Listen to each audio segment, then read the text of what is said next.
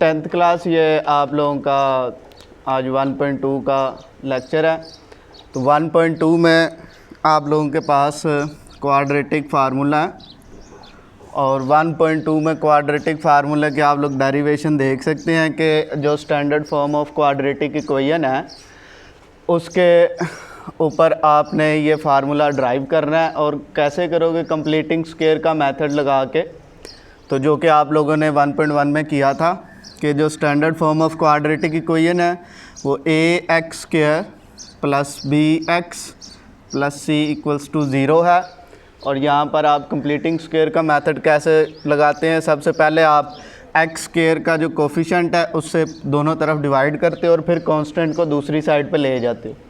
मतलब कि आपके पास ये बचेगा x² प्लस b/ax और ये c/a दूसरी तरफ आके माइनस का हो जाएगा। उसके बाद आपके पास जो है अगले स्टेप में क्या करना होता है कि जो x का कोफिशिएंट है, x के कोफिशिएंट को आपने 1/2 से मल्टीप्लाई करना होता है। मींस कि अगर आप 1/2 से मल्टीप्लाई करें b/a को तो वो b/2a आ जाएगा और उसका स्क्वायर दोनों तरफ ऐड करवा देना। मतलब x² plus b/ax plus b/2a whole का स्क्वायर इधर भी minus c/a plus b/2a whole का स्क्वायर दूसरी तरफ। अब दोनों तरफ आपके पास ये होल स्क्वायर कंप्लीट हो जाएगा। मींस के x प्लस b ओवर आपके पास 2a का होल स्क्वायर इधर बन जाएगा और इधर ये माइनस का c/a plus b² over 4a², ये b के ऊपर स्क्वायर है। तो अगर आप इधर एलसीएम लें और दोनों तरफ स्क्वायर रूट ले लें तो क्योंकि जगह कम है इसलिए मैं ये स्टेप डायरेक्ट कर रहा हूँ। तो ये x प्लस b/2a इक्वल आ जाएगा b² minus 4ac over 4a²। ये मैंने क्या किया, इन दोनों का एलसीएम लिया क्योंकि 4a को a से मल्टीप्लाई करो तो 4a² होता है, इसलिए 4ac से मल्टीप्लाई होगा तो माइनस का 4ac। अब ये स्क्वायर ख़त्म हुआ क्योंकि मैंने अंडर रूट ले लिया इधर भी और इधर भी, और स्क्वायर रूट हमेशा आपको पॉजिटिव नेगेटिव दो रूट्स में आंसर रिटर्न करता है। अब आप ये देख सकते हैं कि आपके पास जो है वो x इक्वल आ जाएगा माइनस का b/2a प्लस माइनस और ऊपर अंडर रूट में b² माइनस 4ac और नीचे जो अंडर रूट आपका 2a का होल स्क्वायर होगा उससे ख़त्म हो जाएगा।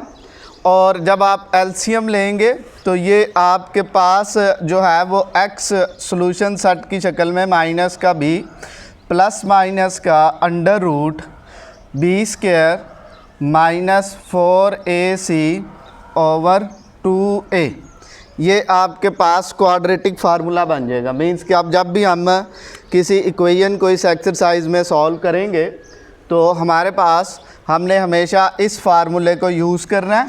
तो इस फार्मूले के तहत आप देखें कि ये जो a है वो इस इक्वेशन में x² का कोफिशिएंट है आपके पास, और इस फार्मूले में ये जो b आ रहा है 2 मरतबा आ रहा है वो x का कोफिशिएंट है आपके पास, और c 1 मरतबा आ रहा है इस फार्मूले की डेरिवेशन में। इसका ये c कांस्टेंट होगा। अगर आपके पास कांस्टेंट नहीं होगा तो उसकी वैल्यू 0 होगी, और अगर वो प्योर क्वाड्रेटिक होगा इक्वेशन होगी तो इसका मतलब x नहीं होगा तो b 0 हो जाएगा। लीनियर पे ये फार्मूला अप्लाई नहीं हो सकता, मतलब कि a नॉट इक्वल टू 0 रहेगा क्योंकि 0 से कोई भी चीज़ डिवाइड नहीं की जा सकती। ठीक, अब ये आप लोग देख सकते हैं कि आपके पास ये 1.2 का क्वेश्चन नंबर 3 है जिसको हमने क्वाड्रेटिक फार्मूले से सॉल्व करना है। तो क्वाड्रेटिक फार्मूले के लिए सबसे पहले आपको पता है कि आपको a b c 3 वेरिएबल्स हैं जिनकी वैल्यूज़ आपको रिक्वायर्ड होती हैं और जिससे वो फार्मूला आपका बन रहा है।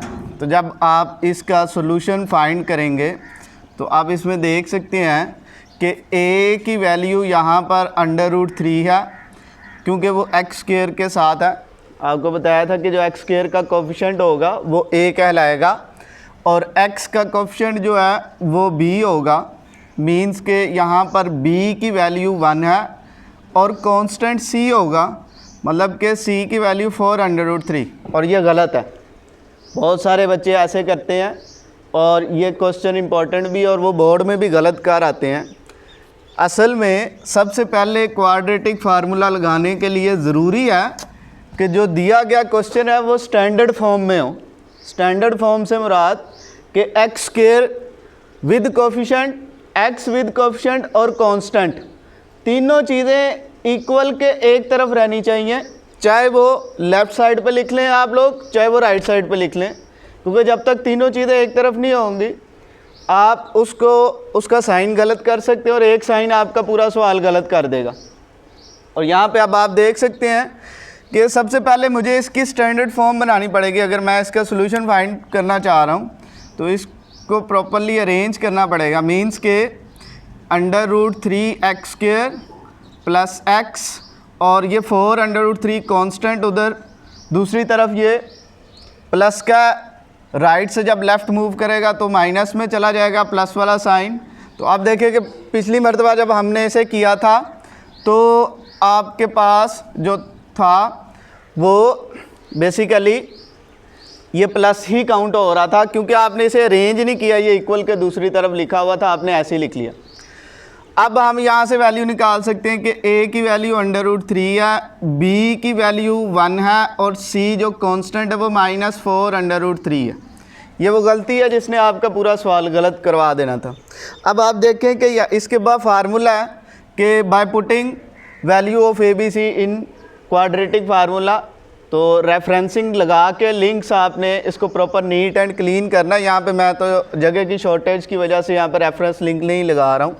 तो यहाँ पे आप देख सकते हैं कि फिर x जो है वो इक्वल आ जाएगा। फार्मूला क्या था, -b, तो b की वैल्यू 1 है, b की जगह पे 1 आ जाएगा, प्लस माइनस √b², मीन 1 का स्क्वायर आ जाएगा आपके पास, -4a की जगह पे √3। तो मैं ये डायरेक्ट पुटिंग कर रहा हूँ जगह की शॉर्टेज की वजह से, होप्स हो कि आप लोगों को इसको समझ सको कि अब यहाँ पर c क्या है, माइनस का 4√3, तो c की जगह पे -4√3 आप एज इट इज़ लिख दोगे। तो अब आप ये देख सकते हैं ये अंडर रूट के अंदर है सारी चीज़ें, और नीचे 2a है फार्मूले का, और a की जगह पे √3 आ जाएगा। नेक्स्ट स्टेप में आप देखें कि -1 माइनस के साथ मल्टीप्लाई होकर माइनस का 1 प्लस माइनस √1 का स्क्वायर 1।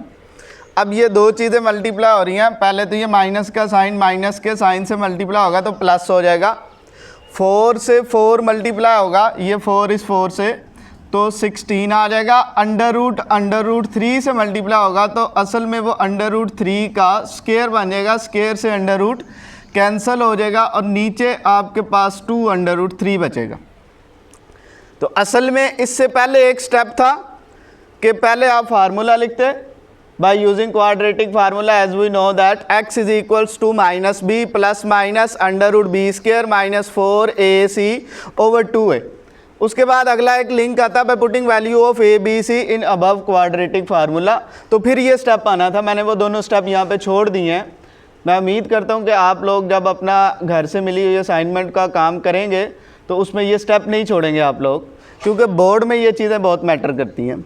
अब यहाँ पर आप देख सकते हैं कि उसके बाद मैंने बस सिंप्लीफाई किया और ये x इक्वल आ जाएगा -1 प्लस माइनस √1 प्लस 48 ओवर 2√3 और x इक्वल आ जाएगा -1 प्लस माइनस √49 ओवर 2√3 और इसके बाद आपके पास ये इक्वल आ जाएगा 49 7 का स्क्वायर होता है तो -1 प्लस माइनस √7 का स्क्वायर ओवर 2√3 और स्क्वायर से ये अंडर रूट कैंसल। अब एक बार ये आप इसे प्लस के लिए सॉल्व करेंगे और एक मरतबा इसको माइनस के लिए, तो x जो है वो इक्वल आ जाएगा आपके पास -1 प्लस माइनस +7, एक मरतबा प्लस के लिए कर लें ओवर 2√3 और एक मरतबा x इक्वल आ जाएगा -1 -7 ओवर 2√3।